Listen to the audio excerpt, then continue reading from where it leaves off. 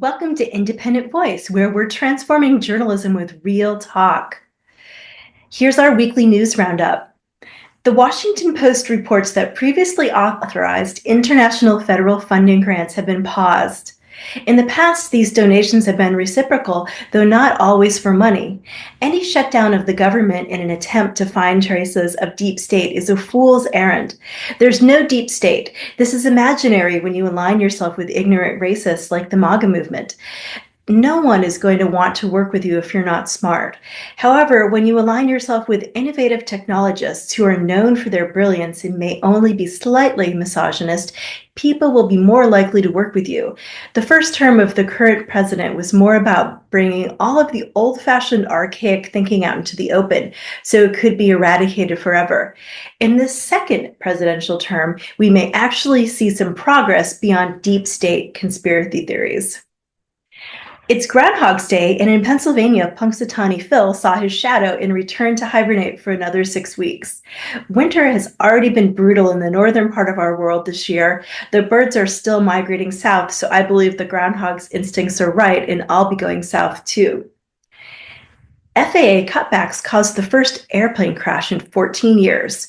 The New York Times reported that the air traffic controller at the time of the crash was doing the work of 2 people due to recent layoffs by the current government. When people's lives are at stake, we need real leadership, not one who allowed over 1 million Americans to die in a pandemic they refused to prepare for. At the Grammys, things came full circle in musical award land when Taylor Swift awarded Beyoncé Album of the Year. You'll recall at another awards show years ago, some jackass invaded the stage and took Taylor's award from her, telling the audience that Beyoncé deserved it more. These are both wonderfully talented women, each in their own right, deserving of awards. It was a beautiful moment to see karma work everything out in the end, and it makes for great storytelling. The Christian Science Monitor examines how and why vulgar public attacks have become the new normal. I love the Monitor for their international news coverage and essays such as this one. Can we move discourse back to civility and respect and not strive to humiliate our peers? No one is better than another. New social media platforms are needed. For people who love interacting on the social internet, this comes as no surprise. I've been looking for more sophisticated wikis and community apps, and everything at the moment seems very siloed in micro topics.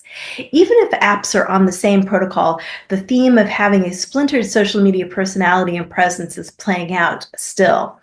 I've written more about this on my blog. See the link in the comments.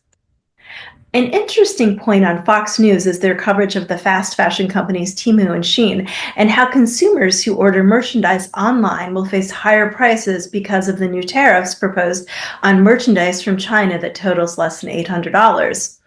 Who's making great fashion in America? It's time for new designers, American designers, to shine.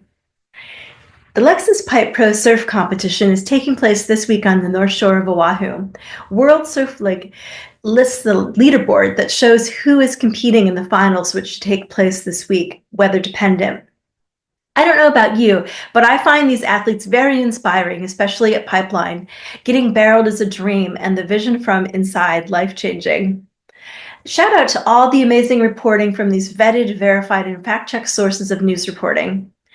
Still, as far as we can see, the websites and online presence of traditional news outlets are still mostly the only sources for any real substantiated reporting of news.